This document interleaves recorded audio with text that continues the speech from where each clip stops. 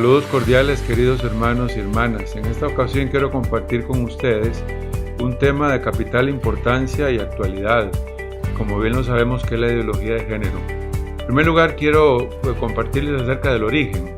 El origen de esta ideología, que ha sido creada por otros, dicho sea de paso, no por la Iglesia, tiene precisamente su inicio en universidades norteamericanas y europeas, sobre todo en torno a círculos feministas radicales y también de grupos claramente que están en contra de la concepción de las personas.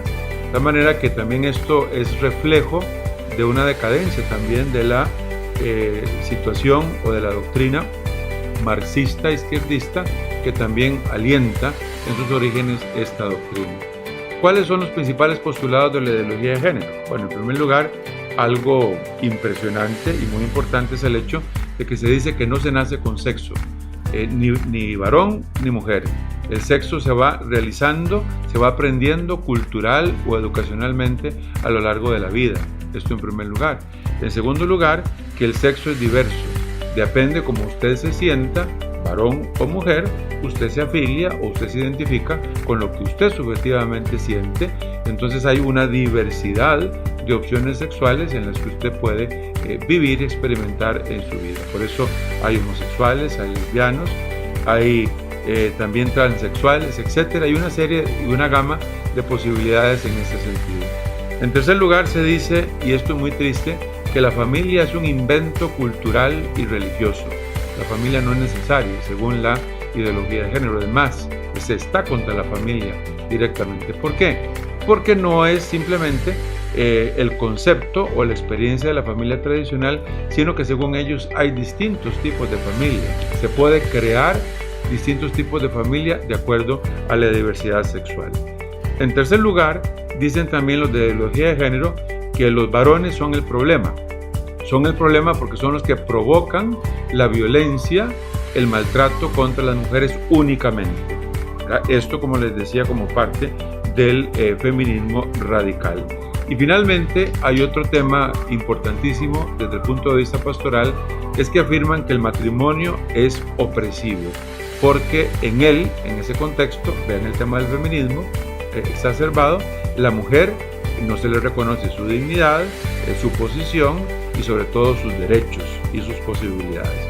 Por lo tanto, hermanos y hermanas, veamos en esos principales postulados de la ideología de género que se trata de una construcción ideológica, doctrinal, como ustedes quieran llamarlo, insisto, no hecha por la Iglesia, sino por otros, a nivel de universidades, a nivel de centros culturales y también apoyados por distintos organismos internacionales, ONG, y también de organismos que tienen posibilidades económicas que sustentan, alientan y financian estas acciones y postulados de la ideología de género.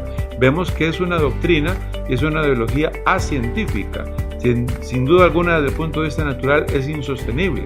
Es una postura y una ideología que está basada sobre todo en el tema de la violencia o no violencia, en el tema de la discriminación, en el tema de la tolerancia o intolerancia. Ciertamente tenemos que tener respeto a las personas, pero tampoco exacerbar ni exagerar estos temas, sino verlos en su justa dimensión y equilibrio. Y finalmente les digo cuál es la posición de la Iglesia respecto a esto. Esto tiene que quedar muy claro, queridos hermanos y hermanas fieles católicos, principalmente a quienes nos debemos en nuestra solicitud pastoral. En primer lugar, la Iglesia, basada en el libro del Génesis, insiste, afirma y confirma el hecho de que Dios, en su plan amoroso, los creó varón y mujer. El varón y la mujer con su propia individualidad física, biológica, psicológica y espiritual. En segundo lugar, nosotros nacemos ya con un sexo determinado, desde el momento, valga la redundancia, del nacimiento.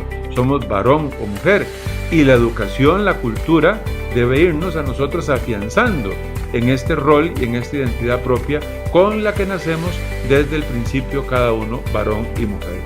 En tercer lugar, el valor de la familia. La Iglesia, una vez más, reivindica el valor fundamental, la necesidad indispensable de la familia como núcleo social clave y sobre todo como núcleo eclesial fundamental en el cual nosotros nos desenvolvemos y desarrollamos como personas, seamos como varón o como mujer. Por eso la familia debe apoyarnos y debe ayudarnos a realizarnos como varones y como mujeres tal y como hemos nacido originalmente. Y finalmente un tema capital también para nosotros, la educación de los hijos. Queridos padres de familia, ustedes de parte de Dios y también de parte de la iglesia, recuerden cuando llevaron a bautizar a sus hijos a la iglesia, ustedes se comprometieron a educar a sus hijos e hijas, varones y mujeres, tal como nacieron según la fe de la iglesia. Ustedes tienen una intervención y una actitud y una decisión fundamental en la educación moral, espiritual, sexual de sus hijos de una manera integral y de acuerdo a los valores cristianos y a los valores de la iglesia.